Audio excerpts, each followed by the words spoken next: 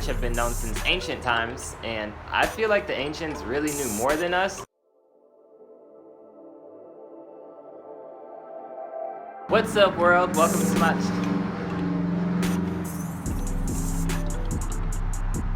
being extra loud today, I guess. Alright, what's up, world? Welcome to my channel. Make sure you subscribe for new holistic, vegan, and mindset tips and tricks. You can also follow me on social media at Mark's Lifestyle, and let's get right to it. So today I'm gonna share with you something I wish I knew a long time ago, like a long time ago. I would have been doing it like a long time ago. So intermittent fasting. This wonderful lifestyle change is going to bring you so many benefits, which I will cover here in this video here. I'm also going to be sharing the different kinds of intermittent fasting, as well as my own experience with it. So what is intermittent fasting? Intermittent fasting, also known as intermittent energy restriction, is an umbrella term for various meal timing schedules that cycle between voluntary fasting and non-fasting over a given period. And in simpler terms, it's just a period of time where you eat and don't eat. It's that simple, like eat, don't eat. Time to eat, time to not eat. Like that simple, okay? And it doesn't say anything about which foods to eat, but rather when you should eat them. So don't think you're gonna be changing your diet, more so when to diet rather. But I will say eating healthier during these times will help you for sure. I mean, just as much as anything, you know, eating healthier is always gonna do your body justice. So why might you wanna intermittent fast? So it has many benefits. Many studies show that this can cause weight loss, improve metabolic health, protect against disease, and perhaps even help you live longer. Weight loss is the #1 reason why people adopt this lifestyle. However, there are many potential benefits beyond this, some of which have been known since ancient times, and I feel like the ancients really knew more than us. I mean, just like look at the pyramids and all these megalithic structures that we have. Like, they definitely knew some shit, okay? Okay, but back to the benefits. The fasting periods during ancient times were often called cleanses, detoxifications, or even purifications. Sounds similar, right? But the idea is similar. So not to eat food for a certain period of time, and then people believed that this period of fasting from food would actually clear their body's systems of toxins and rejuvenate them. They were pretty spot on, I would say. So some of the benefits of intermittent fasting include weight and body fat loss, increased fat burning, lowered blood insulin and sugar levels, possible reversal of type 2 diabetes, improved mental clarity and concentration, increased energy, increased growth hormone, at least in the short term, improved blood cholesterol profile, longer life, activation of cellular cleansing by stimulating autophagy. God, I've seen this word so many times. That was my first time ever pronouncing it out loud. Autophagy. Oh my goodness, y'all are gonna judge me so hard. I don't know how to pronounce it. Okay, I'm sorry. I've never heard it.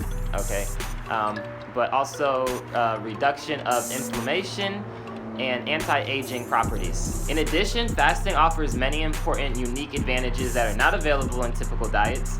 Where diets can complicate life, intermittent fasting may simplify it. Where diets can be expensive, intermittent fasting can be free. Where diets can take time, fasting takes time, or saves time rather. Where diets may be limited in their availability, fasting is available anywhere. So yeah, like, it's wonderful, I swear. And I'll get into my experience with it at the ending of the video. Definitely have some gold nuggets that y'all want to hear for sure. Although it has all of its benefits, intermittent fasting is certainly not for everyone. If you're underweight or have a history of eating disorders, you should not fast without consulting a health professional first.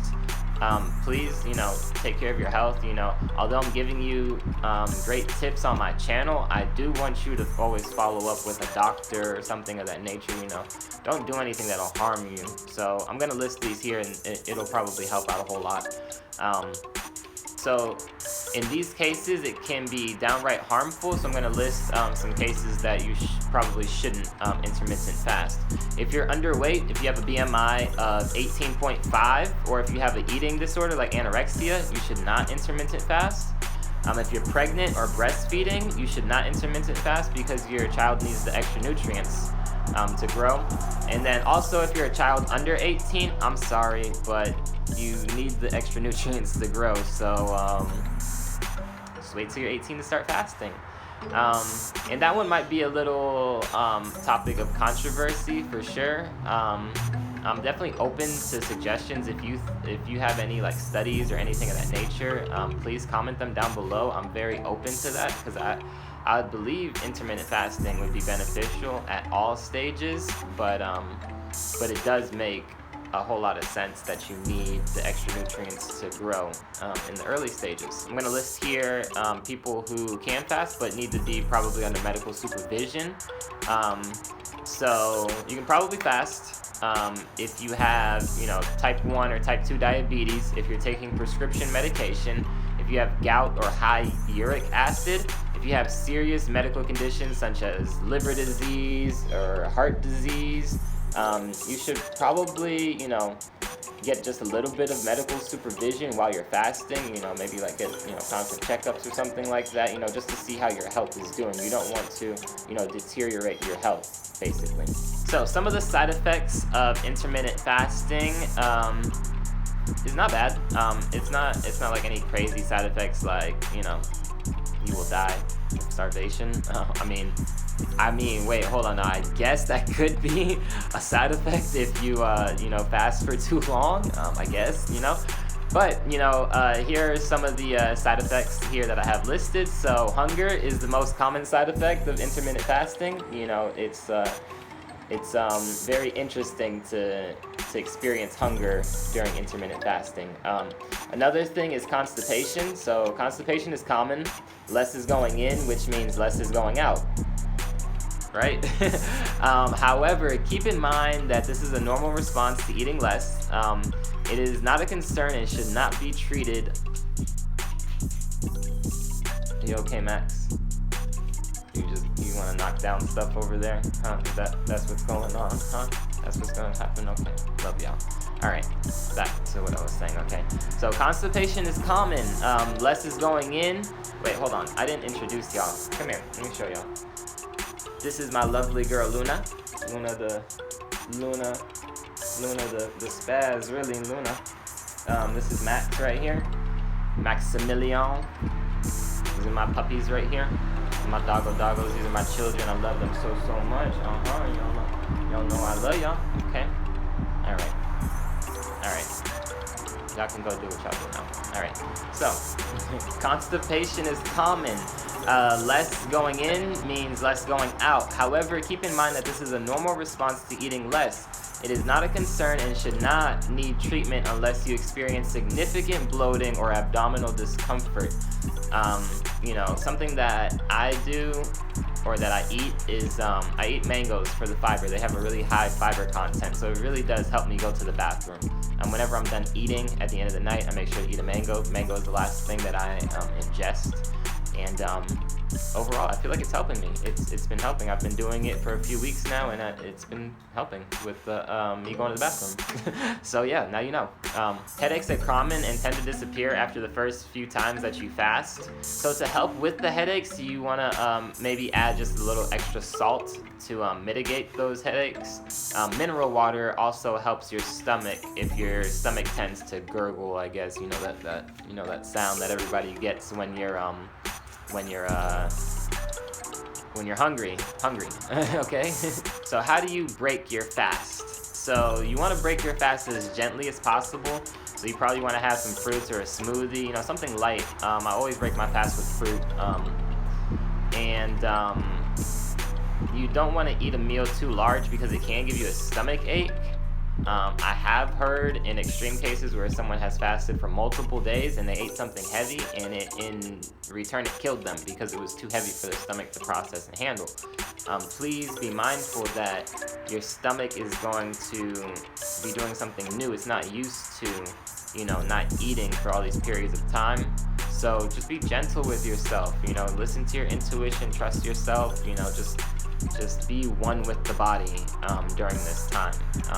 The less you eat, the more in touch with the soul you are. That sounds crazy, but forget the saying. It's like, what is it? starve the flesh, feed the soul. There we go. That's what it is. Okay. So yeah. So definitely just be very cognitive of that. Be easy when you break your fasts. Fruits or smoothie, something light, okay? But intermittent fasting is not limited to one type of fast. Intermittent fasting is just like I said, you know, where you have periods of time where you eat and don't eat. So here I'm gonna list 3 different methods that are very, very popular that everyone uses, okay? So the first method is the 16-8 method. It involves skipping breakfast and restricting your daily eating period to 8 hours, so such as 12 p.m. to 8 p.m. Then you fast for 16 hours in between. You also have the next method, which is the eat, stop, eat. This involves fasting for 24 hours, once or twice a week. For example, by not eating from dinner one day until the dinner the next day. And I know that may seem very difficult to some, but it's really not too difficult. It's all a mindset thing, people. Everything, mind over matter. If there's one thing that I can ever teach you, mind over matter, for sure. Like, this thing is so powerful, okay? The next method that I have here is the 5-2 diet. 5-2 diet, okay? With this method, you can only consume 500 to 600 calories on 2 non-consecutive days of the week, but eat normally the other 5 days. So by reducing your calorie intake, all of these methods should cause weight loss as long as you don't compensate by eating much more during the eating periods. So don't think because you're missing out on food that you have to catch up on food, okay? Like, that's a very common misbelief, okay? But many people find the 16-8 method to be the simplest, most sustainable, and easiest to stick to. It's also the most popular. So I have here a little little eating schedule example that I kind of developed. So you can eat from 12 to 8 p.m. You can drink water and have your supplements for breakfast in the morning.